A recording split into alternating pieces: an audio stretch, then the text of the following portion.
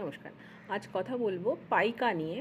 পাইকা এমন একটা ডিসঅর্ডার যেখানে মানুষ এমন খাবার খায় যেটার মধ্যে কোনো নিউট্রিশনাল ভ্যালু বা তার কোনো খাদ্যগুণ থাকে না। যেমন মাটি হতে পারে, কাগজ হতে পারে, অনেক সময় বরফ হতে পারে। হ্যাঁ, দেখা গেছে যে অনেক সময় এটা প্রেগনেন্ট মানুষ যারা তারা কিন্তু খান প্রেগনেন্সির সময়।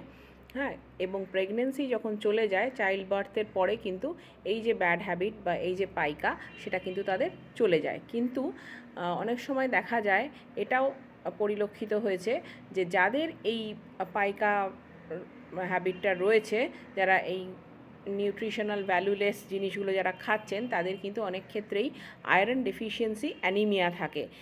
পাইকা কেন হয় তার সঠিক কারণ এখনও সেরকমভাবে জানা যায়নি, তবে ওই যেমন বললাম আয়রন ডেফিসিয়েন্সি অ্যানিমিয়ার সাথে কিন্তু এই পাইকার একটা যোগাযোগ রয়েছে অনেক ক্ষেত্রেই।